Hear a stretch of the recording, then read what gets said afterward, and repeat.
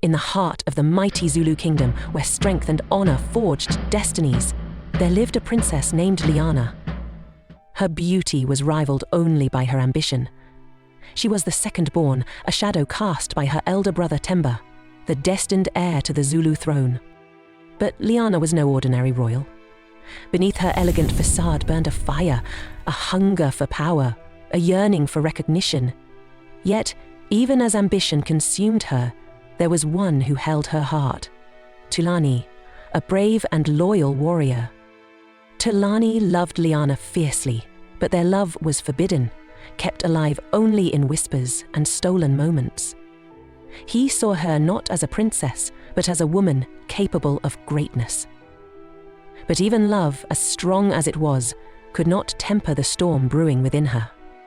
Caught between her love for Tulani and her thirst for the throne, Liyana made a choice that would betray her people, shatter her love, and bring the mighty Zulu Kingdom to its knees.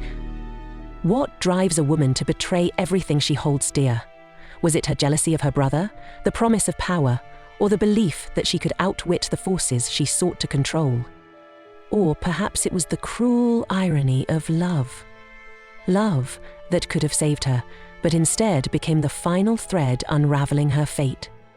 This is the story of Liyana, the Zulu princess whose ambition cost her everything: her kingdom, her people, and the only man who truly loved her. Before we dive into this tragic tale of betrayal, love, and ambition gone too far, remember to like this video and subscribe to our channel for more captivating stories. Your support helps us bring you tales that resonate through history, etched into the very soil of the lands they come from. Now, let's begin the story of Princess Liyana, the woman who traded everything for the crown. For years, Princess Liyana lived in her brother's shadow. Temba, the golden sun, was a natural leader, respected by warriors, adored by villagers, and trusted by their father, the king. He was everything the Zulu people could hope for in a future ruler. But in Liyana's eyes, his crown was not earned, it was given. Tradition dictated that the eldest would rule, regardless of merit, and Liyana could not accept that. She believed she was just as capable, perhaps even more so, of leading the kingdom. While Temba excelled in battle and diplomacy, Liyana prided herself on her intellect, her strategic mind, and her ability to see beyond the traditions that, to her, stifled progress. The royal family often gathered in the king's hut, a place where tradition and leadership were discussed with reverence. During one of the royal family's gatherings, the king sat at the head of the hut, his voice steady and filled with pride as he addressed Temba. "My son," he said, "you have proven yourself time and again. Your skill in battle, your wisdom in counsel, these are the marks of a true leader. The Zulu people are fortunate to have you as their future king." The king's words, always filled with pride for Temba, stung Liyana like 1,000 arrows. She sat silently, her hands clenched in her lap, every muscle in her body tense. In her father's eyes, she was not an heir but a daughter, meant to support her brother, not challenge him. When the gathering ended, Liyana rose swiftly and left the hut, her footsteps echoing her frustration. Tulani, ever watchful, noticed her turmoil. Unable to stand by while she suffered in silence, he approached her cautiously. His voice was calm yet filled with genuine care as he asked, "Liyana, what troubles you? Speak to me." For a moment, Liyana hesitated. Her gaze lingered on the ground as if searching for the right words, but then the storm within her broke free. "Why?" she said, her voice trembling with anger and sorrow. "Why does my father refuse to see me? Why must I always stand in Temba's shadow? Am I not capable? Do I not deserve to lead?" Her words, raw and unrestrained, hung in the air. Tulani listened intently, his eyes filled with concern. When she finished, he spoke softly. His tone meant to soothe her. "Liyana, your worth is not measured by your father's words or Temba's destiny. You are strong, intelligent, and capable. You will always be more than the role they expect of you." But even his unwavering devotion could not quiet the voice in her heart that whispered of her own greatness. Later, as Liyana watched Temba bask in the glory of their father's praise, her envy burned brighter. She stood in the shadows, her fists clenched, her thoughts racing. "Why should my destiny be determined by the order of our births?"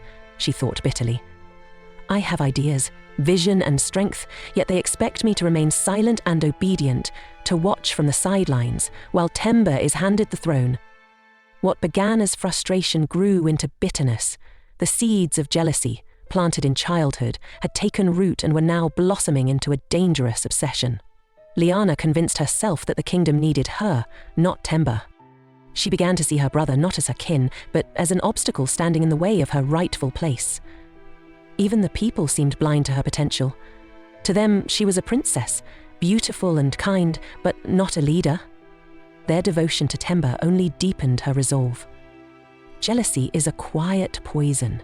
It seeps into the heart, clouding judgment and turning love into resentment. For Liyana, it was no longer enough to dream of power. She began to crave it, to scheme for it. Little did she know, her jealousy would soon set her on a path that could never be undone. A path that would betray not only her brother, but everything she once held dear.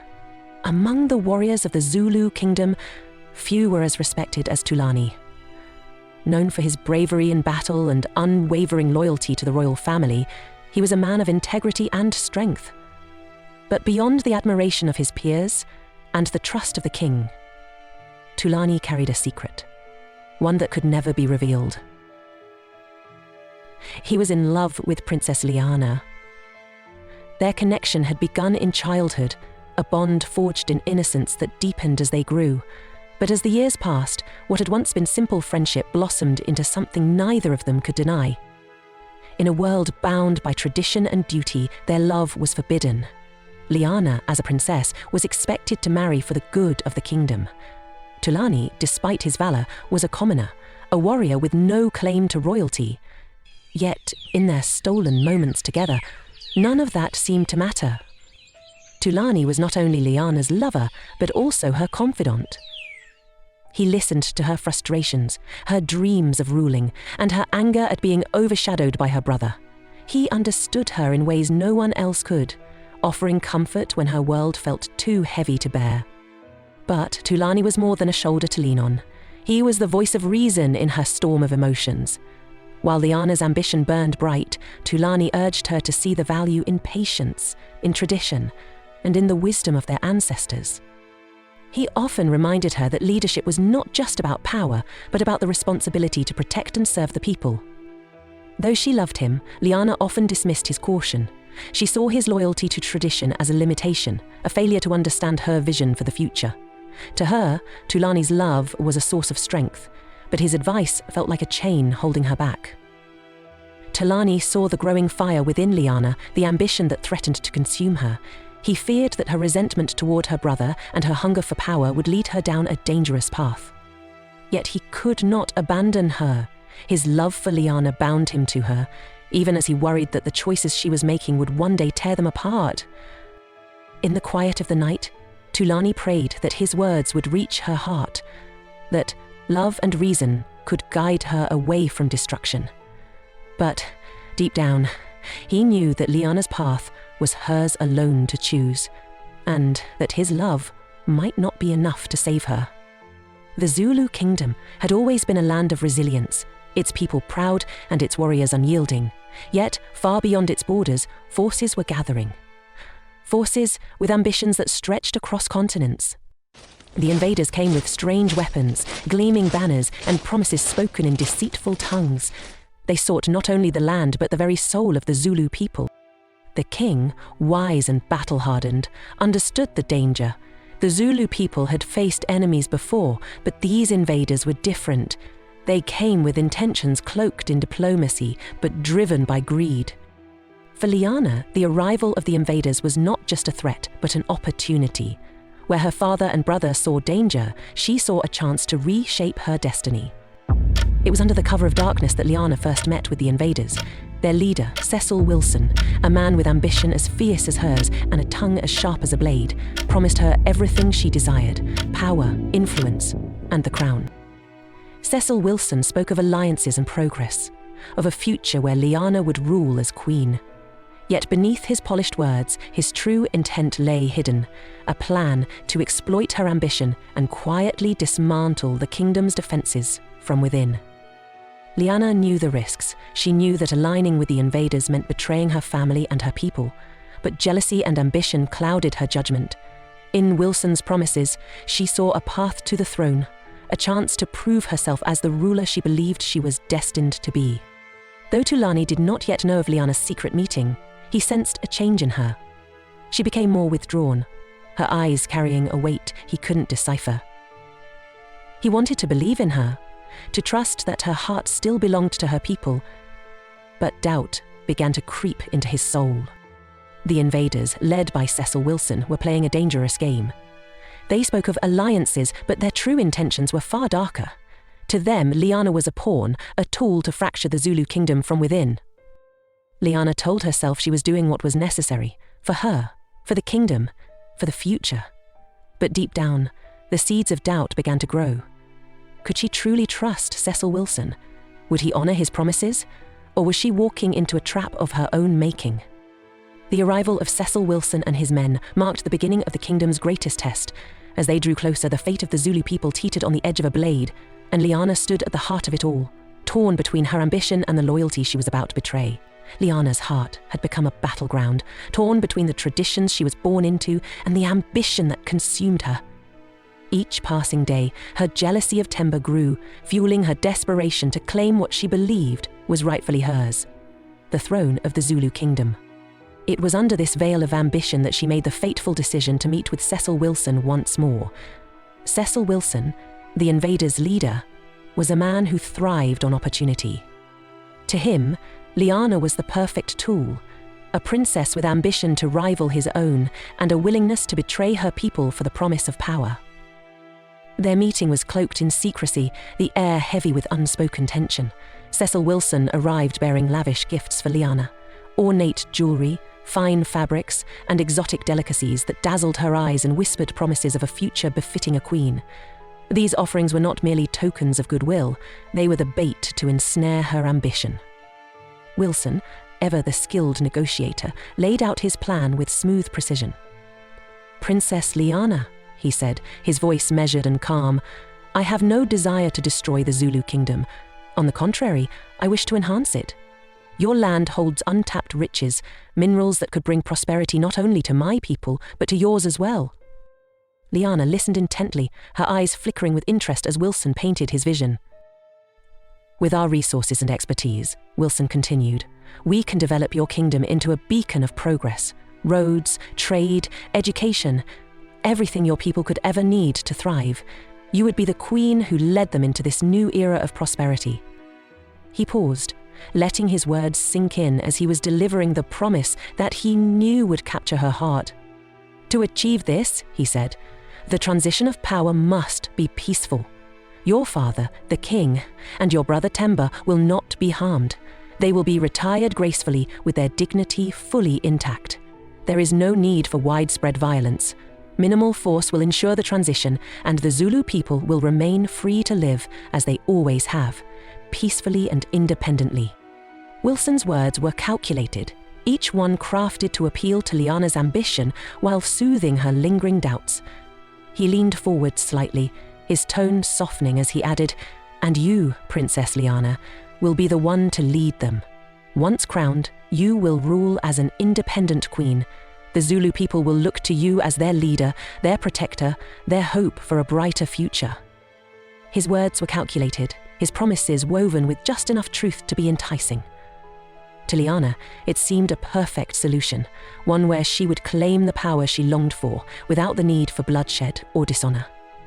The throne, the crown, and the recognition she craved were within her grasp, and all she had to do was accept Wilson's deal. It was the seductive offer. She envisioned herself crowned as queen, the Zulu people finally recognizing her worth. It was everything she had ever wanted. But even as Wilson spoke of alliances and power, a part of Liyana knew the dangers of the path she was taking. The Zulu Kingdom was her home, her people, her blood. Yet, her desire for recognition drowned out the voice of reason. Liyana made the deal. With that single act, the princess crossed a line from which there would be no return. She provided Wilson with knowledge of the kingdom's defenses, revealing the paths that would allow his forces to strike without warning. She gave Wilson detailed information about the kingdom's defenses, the placement of guard posts, the number of warriors ready to fight, their patterns of movement, and the strategies they employed in battle.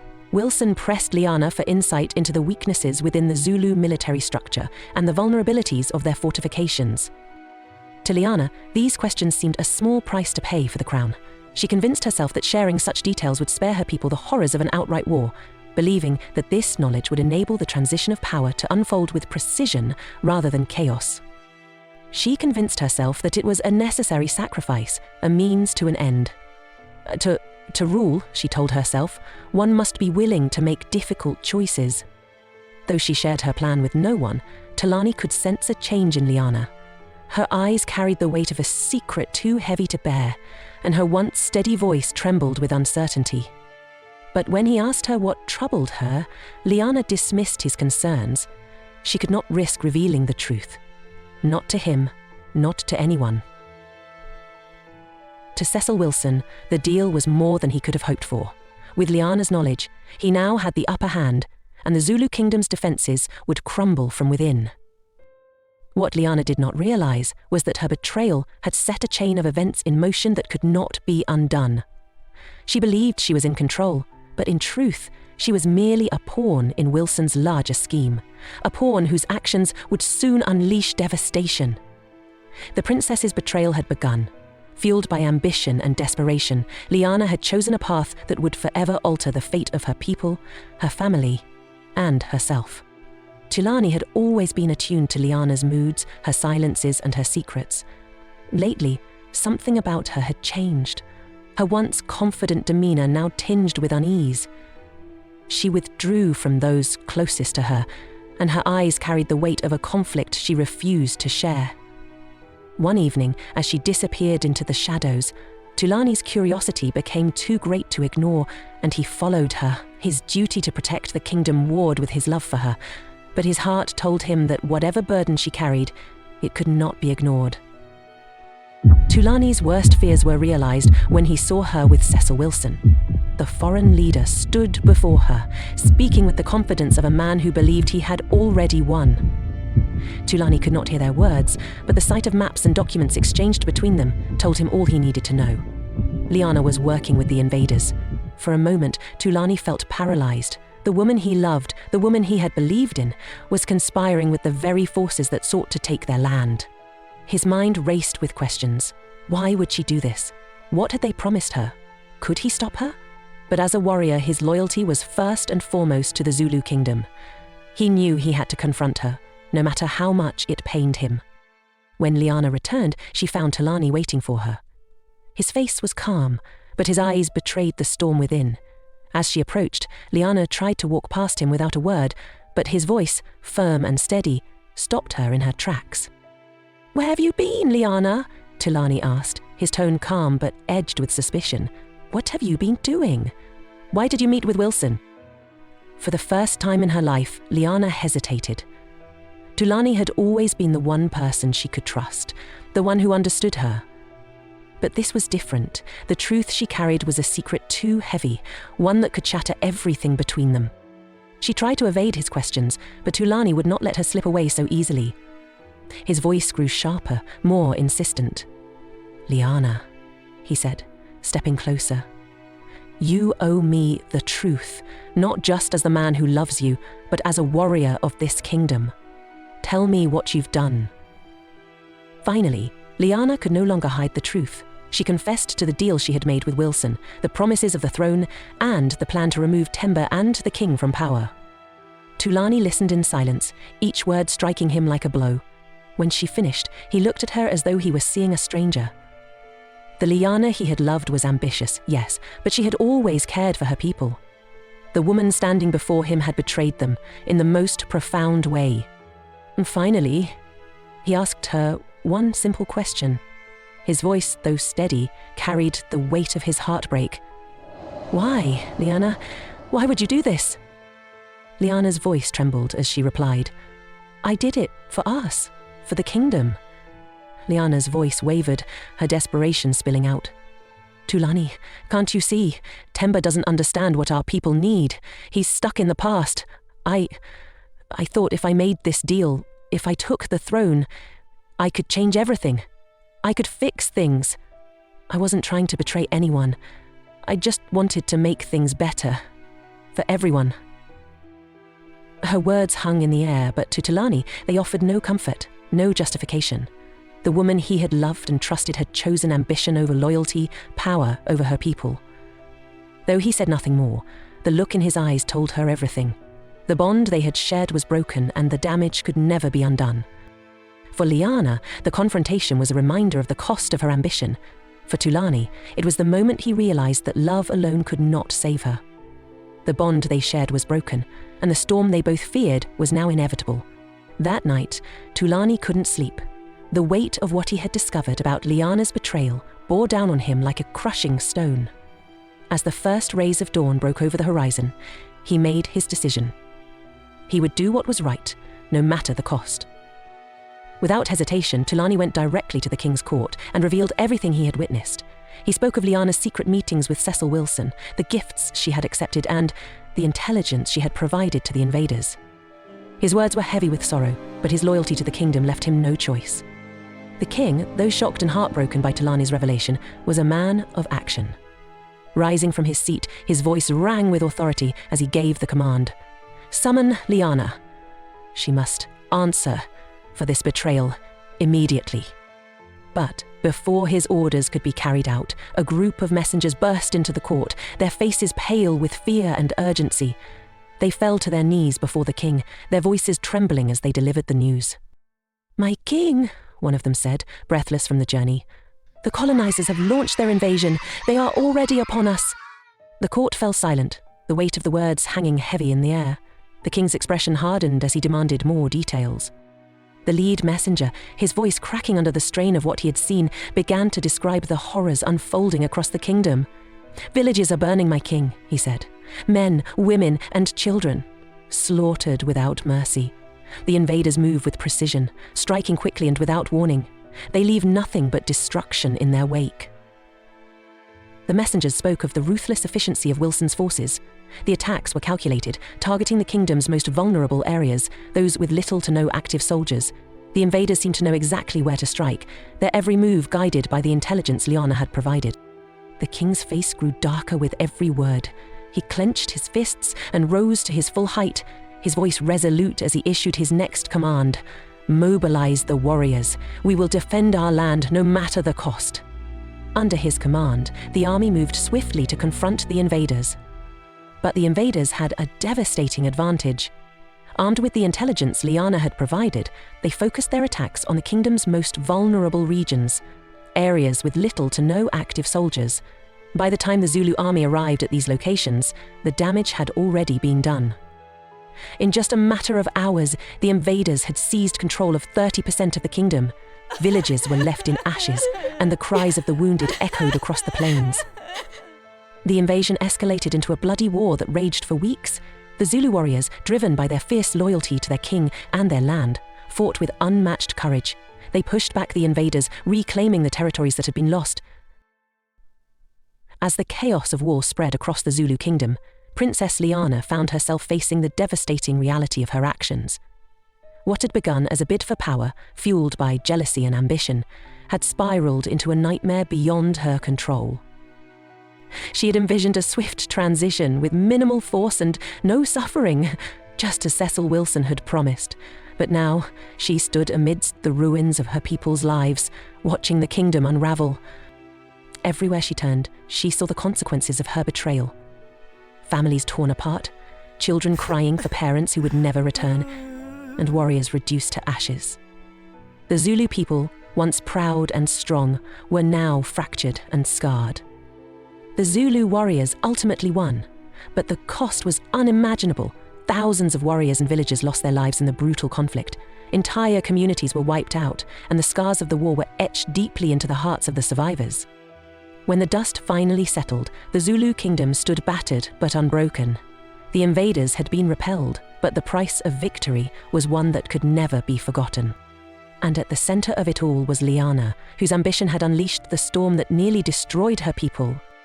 The invasion had ended, but the wounds it left would take generations to heal. For Liyana, it was the beginning of a reckoning she could not escape. To her people, Liyana was no longer a princess. She was the reason for their suffering, the hand that had opened the gates to their destruction. Even the warriors who had fought so valiantly bore the scars of her decisions. The war had ended, but the wounds it left were raw and deep. The Zulu Kingdom had reclaimed its land, but its people were broken, and its strength was diminished. The cost of the conflict weighed heavily on the king, and the source of that pain now stood before him: his own daughter. Princess Liyana, whose ambition had unleashed destruction upon her people, was brought to the royal court to face judgment.